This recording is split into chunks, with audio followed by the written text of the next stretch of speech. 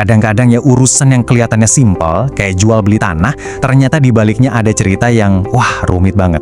Di sebuah desa kecil, sebuah biaya tambahan justru memicu pertanyaan besar tentang aturan, transparansi, dan juga kepercayaan. Coba dibayangin, Anda udah sepakat sama harga tanah, semua administrasi udah hampir beres, tiba-tiba muncul biaya tambahan yang nggak pernah Anda dengar sebelumnya. Ini legal nggak sih? Nah, ini nih pertanyaan besar yang bakal kita kulik bareng-bareng. Oke, kita mulai dari mana semua ini bermula. Ceritanya tuh bukan dari investigasi besar-besaran loh, justru dari laporan misterius seorang warga yang peduli. Jadi semua ini kebongkar lewat portal publik lapor.go.id. Ada warga yang ngelaporin, katanya ada yang aneh nih sama pengurusan akta jual beli tanah di Desa Babana. Sebuah langkah berani yang ternyata, wow, ngebuka semuanya. Dan angkanya adalah 5%. Pungutan sebesar 5% dari nilai transaksi jual beli tanah. Pertanyaannya langsung muncul kan, ini aturannya dari mana coba? Nah, kita harus paham dulu istilah kuncinya, pungli, pungutan liar. Jadi tuduhannya itu bukan soal biayanya mahal, tapi biaya ini sama sekali nggak ada dasar hukumnya. Ilegal gitu loh. Dan begitu laporan ini meledak, apa coba reaksi pejabat setempat? Bukan langsung klarifikasi, tapi malah pada bingung. Ini udah jadi pertanda awal kan kalau ada yang nggak beres. Ini nih yang bikin makin menarik. Ketua BPD-nya sendiri, Pak Jamaludin, yang notabene tugasnya ngawasin desa, justru bilang, wah, saya nggak tahu tuh ada aturan kayak gitu. Loh, kalau badan pengawasnya aja nggak tahu, terus siapa dong yang tahu?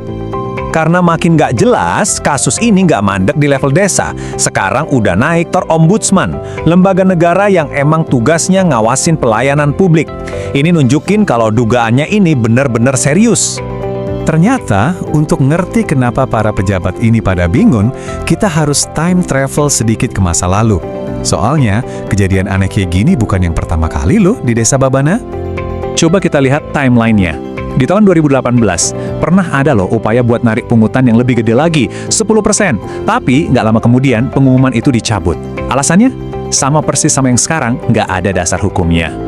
Jadi pertanyaannya jadi simpel kan? Kalau yang 10% aja dulu dibilang ilegal, kok sekarang yang 5% bisa jadi legal? Ini kayak deja vu ya? Oke, sekarang kita dengerin dari sisi tokoh utamanya, Kepala Desa Babana, Pak Arifuddin Adyan. Tentu, dia punya pembelaan sendiri. Jadi, di tengah tudingan pungli ini, Pak Kades membantah keras. Kata dia, nggak ada itu pungutan liar di eranya. Pembelaannya tuh begini. Pertama, dia cuma ngelanjutin kebijakan lama. Kedua, dia malah nurunin loh dari 10 jadi 5%. Dan yang paling penting nih, dia bilang ada peraturan desa atau perdes yang jadi dasarnya. Dan perdes itu udah ada dari sebelum dia jadi kades. Nah, disinilah letak masalah utamanya. Di satu sisi, klaimnya kuat, ada perdes. Tapi di sisi lain, pas ditanya, mana perdesnya? Nomor berapa? Isinya apa? Pak Kades nggak bisa kasih bukti. Ini kan jadi aneh banget. Oke, sekarang coba kita mundur sedikit dan lihat gambaran besarnya. Kasus di Desa Babana ini mungkin kelihatannya kecil ya, tapi ini tuh cerminan masalah yang lebih gede dan sering banget terjadi. Soal transparansi. Jadi, apa sih ruginya buat kita sebagai warga kalau ada kasus kayak gini? Ya ini dia, hak kita buat tahu aturan jadi hilang, kepastian hukum jadi nggak jelas. Terus gimana kita mau minta pertanggungjawaban pejabat? Ujung-ujungnya, kepercayaan kita ke pemerintah yang jadi korban. Intinya begini, aturan yang nggak jelas itu bukan masalah sepele. Itu justru jadi lahan subur buat pungli tumbuh. Kenapa? Ya karena nggak ada yang bisa buktiin itu sah atau nggak. Ini masalah sistem. Sebagai penutup, saya mau tinggalin satu pertanyaan buat kita renungkan bareng-bareng.